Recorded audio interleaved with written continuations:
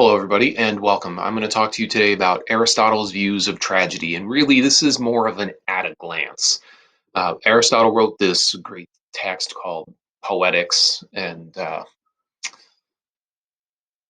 this is the super skinny version on it. Okay, most of the stuff that I've taken actually is from the Penguin Dictionary of Literary Terms and Literary Theory by James A. Cudden. It is one of my favorite texts to reference, go back through, maybe find a random piece of literary theory or a literary term to explore for the day.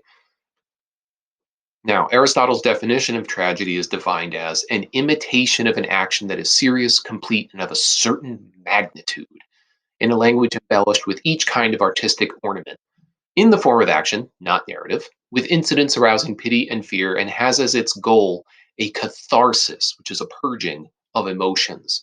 So, what does this mean when you break this down? An imitation of an action that is serious, complete, and of a certain magnitude, right? So, it has to take the form of action. It's got to be on stage. It's got to be drama, right? And so, tragedy, right, is the sad face in the theater symbol, right? You have the happy face, which is the comedy, and the sad face, which is the tragedy, right? And so when you're looking at Aristotle's definition, he's talking about how it has to be serious, complete, and of a certain magnitude. It has to have a certain amount of length to it. It has to be weighty enough, serious enough. And then furthermore, it says it's in a language embellished with each kind of artistic ornament. So, and he's going to expound upon all the different types of artistic ornaments, and we're going to cover them in the order of importance, more or less. And again, it references the fact that it's in the form of action, not narrative, right? So it's not just somebody telling you the story, it's got to unfold on the stage in front of you with incidents arousing pity and fear. So you have to feel sad for people, you have to be fearful of the outcomes. There's a sense of suspense that is created through this and ultimately allows us to have a catharsis, a purging of emotions. So these aren't positive emotions we want to feel, these are negative emotions. And that's what this does is it creates this purging, this cathartic feeling. People who like to go to the movies and see like horror films, for example, generally are really looking for a way to purge these feelings of fear and terror and do it in a safe location. And that's exactly what horror films do. That's what tragedies do. They let us experience these feelings. They let us experience fear and pity and terror all in the safety of the audience's seat, right? The passenger seat, so to speak. All right, major elements of drama. Number one, most important, is plot, because without the plot, there's nothing happening, right? So simply put, action, right? The action is what makes the tragedy possible. Without action, plot, there can be no reversal of fortune in the main character, and therefore there can be no tragedy. And that's a key element, right? So you have to understand that you must have a reversal of fortune. So it has to go from good to bad. Now, what's better, a complex plot versus a simple plot? Well, a complex plot has a lot more going on, which means it's going to be effective and efficient. And so that's absolutely necessary. Now, there's a reversal not simply of fortune, but a reversal of situation in the very best tragedies. Now, according to Aristotle, Oedipus Rex, or Oedipus the King, is the perfect tragedy. There is nothing better than this one.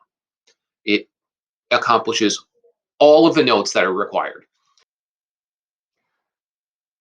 Information leading to the discovery and true identity of a character, which creates hate and loathing among the characters and provides the final downfall of the main character, is required of the tragedy. You have to have that. Without it, no tragedy at all, right? So we have to have all sorts of things slowly unfolding that make us go, oh man, no, that's awful. Oh, ugh. Meanwhile, we're going to talk about what that character must be doing during the course of events in order to make it effective and meaningful. And so when Aristotle explores character, which is the second most important element, right, of tragedy, the center of the tragedy, or victim, right, our tragic hero, if you will, creates a moral dimension to the tragedy. The character situation always goes from good to bad. The cause of the character's downfall is a tragic flaw. Fatal character flaws or errors in judgment, hamartia, or I've also heard it pronounced hamartia.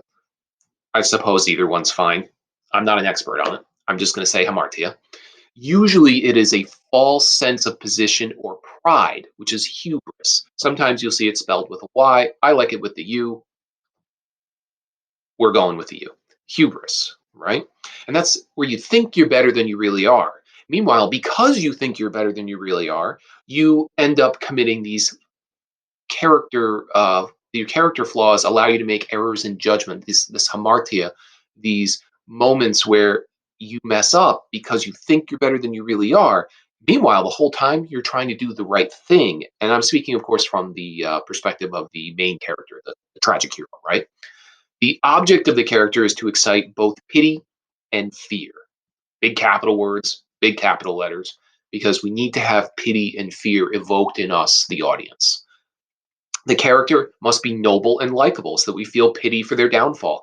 Let's face it, nobody is going to feel sorry for, pity, or fearful for somebody who's just a jerk, who's finally getting their comeuppance, right? Somebody who is finally getting what's coming to them, where we don't feel pity or we don't fear what's happening to them. We're like, yeah, that's right. You got what you deserved, right? That's not what we're looking at here with a tragic hero. The tragic hero thinks they're better than they are, but not in that arrogant, nasty sort of way where they're dislikable. They just really, and for a good reason, think that they're better than they are because they usually are really good people. And then because of that, they make these errors in judgment. They have these flaws, and then it leads to their demise, right? It leads to their change in position, their reversal of fortune, right? The character must be noble and likable. And then the audience will then believe that if something this terrible can so easily happen to someone so good, they fear it can happen to them as well. And that's part of that catharsis, that purging of these undesirable emotions, things like pity, fear, and terror, right? With those aren't emotions anybody's going, man, you know what? I really hope I can get a good dose of pity today. Boy, I really hope I can be terribly afraid today. Or wow, I think I want to live in terror today, right? Nobody wants that.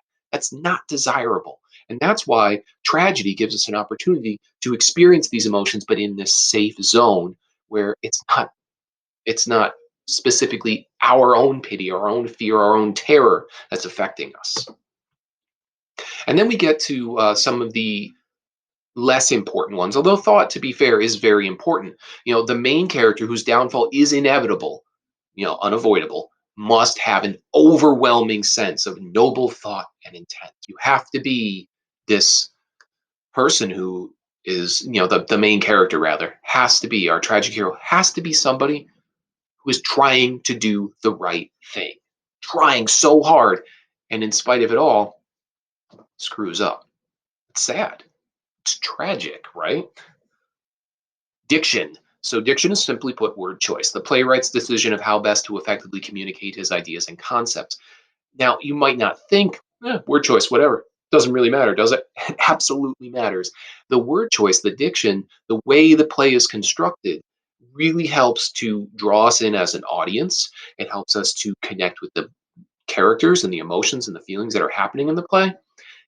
And when you think about it, diction is what allows motifs to exist, and motifs are sort of like a key to unlocking more understanding, to put it in a cliche fashion. But really, when you think about it, if there's repeating images and ideas throughout the work, they are all piling on to move forward some sort of message, some sort of theme, right? And so diction does help to progress the play, helps to develop the plot, and is really pretty important. Spectacle and melody. Spectacle provides entertainment and often, unfortunately, distracts the audience from the main plot of the play. I always pick on people for coming to me and talking about how, oh, wow, did you see that movie? The special effects were amazing. And I'm like, that's not a selling point for the movie. I don't care if the special effects were amazing. I really honestly care more about number one, you guessed it, plot. Does it have a good plot? Is it meaningful? Does it matter? And number two, what are the characters like, right? If the plot and the characters aren't good, what do I care about this film anyway, right? What do I care about this movie, right? I mean, to be fair, there are times that I want to see spectacle and I want to turn my brain off and I just want to be entertained about nonsense, right? Sometimes that's acceptable and fun and nice, right? But Spectacle, if you think about it, most of your films that you were entertained by a spectacle, did that car chase scene, did that, crazy special effects moment, did it actually advance the plot of the play at all? Or simply distract from what was going on for a little while? And melody. Melody provides entertainment and embellishment on the movement of the play, least important. So, what to look for while reading Oedipus or Faustus? Because I often review these notes when I'm teaching Oedipus the King or Dr. Faustus, right? Both are excellent tragedies. They're really, really well done. Uh, one by Sophocles and one by Christopher Marlowe. So, look for motifs, repeated phrases, and ideas that could help you try and piece together the themes of the text. Look for the noble intentions and actions by the main character. Look for flaws in the main character, and look for actions and words that create pity through the use of dramatic irony. Those are the things that you really want to take a look at and try to follow along with to get the most you can out of not only reading the play and being entertained by the play, but studying the play. Because there's a difference between being entertained, reading, and studying. Those are very different things. And ideally, you can combine them all the more you study. I hope this has been helpful to you. And if so, remember to like, subscribe, comment, and hit that bell.